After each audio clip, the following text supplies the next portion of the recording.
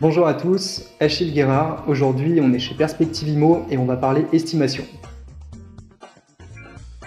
L'estimation, c'est la première étape dans toute vente d'un bien immobilier. C'est une étude de marché qui peut se faire sur tout type de bien, sur un garage, un appartement, une maison, un château, un terrain, vraiment n'importe quoi.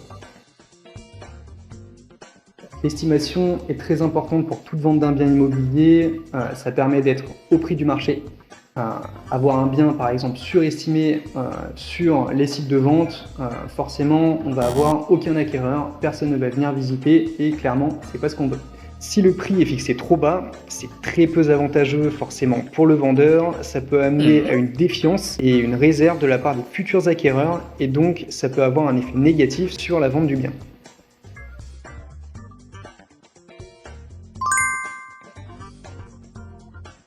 L'estimation permet aussi à l'agent immobilier de bien connaître le bien en question et donc de négocier au mieux avec les futurs acquéreurs.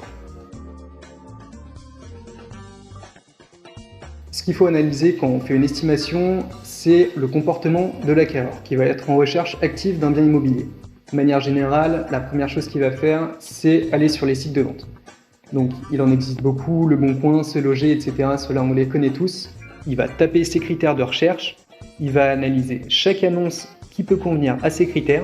Il va juger ensuite si le bien est intéressant ou pas. S'il l'est, il va organiser une visite, poser des questions au vendeur. S'il ne l'est pas, il va passer forcément à la suivante. On considère que la vente d'un bien immobilier ne doit pas dépasser 4 ou 5 mois pour un bien immobilier classique.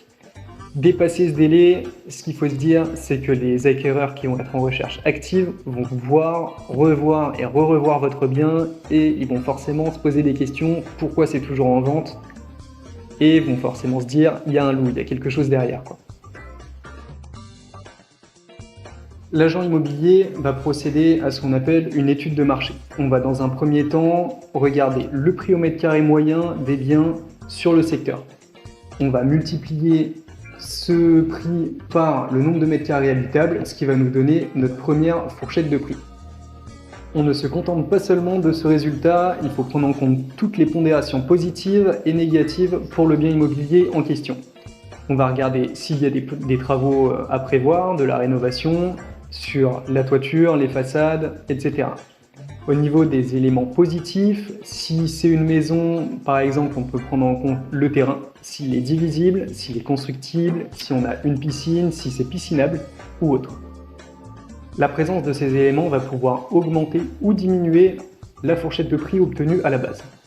On va prendre en compte aussi les différents éléments géographiques du secteur.